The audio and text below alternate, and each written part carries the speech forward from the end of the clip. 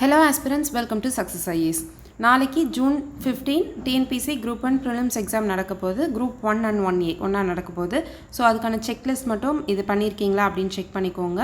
உங்களுக்கு hall ticket, ஒரு clear print out plus ஒரு ஜெராக்ஸும் இருந்தால் ஒரு சேஃப்டி நல்லது. ஓகேங்களா? பிளாக் பால் பாயிண்ட் பென் மட்டும்தான் யூஸ் பண்ணணும், வேறு எந்த பென்னும் நம்ம யூஸ் பண்ணக்கூடாது. ஸோ ஒரே பிராண்டாக இருக்க மாதிரி ஒரு 3 பென் வச்சுக்கோங்க.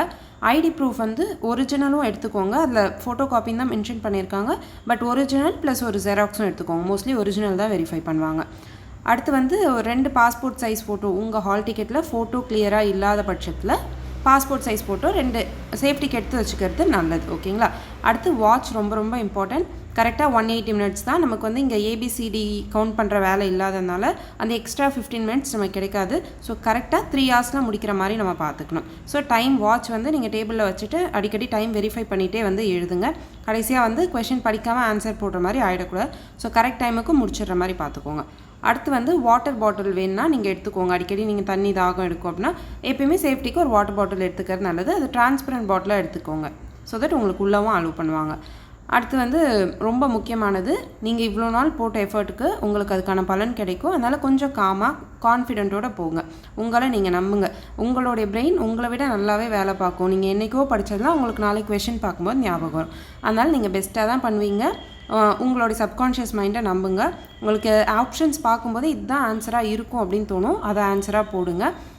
லாஜிக்கலாகவும் திங்க் பண்ணி கரெக்டாக வெரிஃபை பண்ணி போடுங்க. ஓகேங்களா? எக்ஸாம் சென்டரில் நீங்கள் 8:30க்கு இருக்கணும். லேட் க்ளோசிங் டைம் பார்த்தீங்க அப்படின்னா உங்களுக்கு 9 o'clock போட்டிருப்பாங்க. ஸோ 8:30க்கு நீங்கள் எக்ஸாம் சென்டரை ரீச் பண்ணிவிடுங்க. அப்போ தான் உங்களுக்கு இந்த ஹால் நம்பர்லாம் செக் பண்ணிவிட்டு கரெக்டாக போய் ரீச் ஆகிட்டு உங்களுக்கு 9 o'clock OMR ஷீட்டே கொடுத்துருவாங்க. ஸோ நீங்கள் ஃபில் பண்ணுறதுக்கு கரெக்டாக இருக்கும். மோஸ்ட்லி எல்லாமே உங்களுக்கு உங்கள் ஃபோட்டோ, ரெஜிஸ்டர் நம்பரு இதெல்லாமே ஃபில் ஆகி தான் இருக்கும். நீங்கள் என்ன மட்டும் பார்த்துக்கணுன்னா உங்களுடைய லெஃப்ட் ஹேண்ட் தம்ப் இம்ப்ரெஷன் வைக்கணும். அதுக்கப்புறம் எல்லாமே கரெக்டாக அந்த கொஷின் புக்லெட் நம்பர் நீங்கள் கரெக்டாக ஷேட் பண்ணியிருக்கணும். ஒரு இடத்துல மட்டும் நீங்கள் சைன் போட வேண்டியது இருக்கும். OMR ஷீட்டில் இந்த ABCD கவுண்ட் பண்ண வேண்டியது இருக்காது. அதனால் அதை மட்டும் பார்த்துக்கோங்க. இவ்வளோ போடுற எஃபர்ட், இத்தனை வருஷம் ப்ரிப்ரேஷன் எல்லாமே அந்த 3 மணி நேரம் எக்ஸாமும் இந்த OMR ஷீட்டை கரெக்டாக ஃபில் பண்ணுறதுல தான் இருக்குது. ஸோ OMR ஷீட்டை மட்டும் கரெக்டாக ஃபில் பண்ணுங்கள்.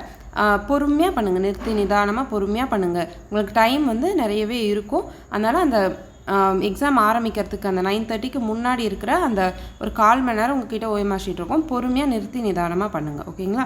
ஸோ ஈஸியாக தான் வரும். உங்களை நம்புங்க. அண்ட் நம்ம குரூப்பில் வேணுன்னா சில இம்பார்ட்டண்ட் இந்த லாஸ்ட் டைம் ஃபேக்ட்ஸ் எல்லாம் பார்த்துக்கிறதுக்கு நம்ம குரூப்பில் ஜாயின் பண்ணிக்கோங்க. Wish you all success in life. Thank you.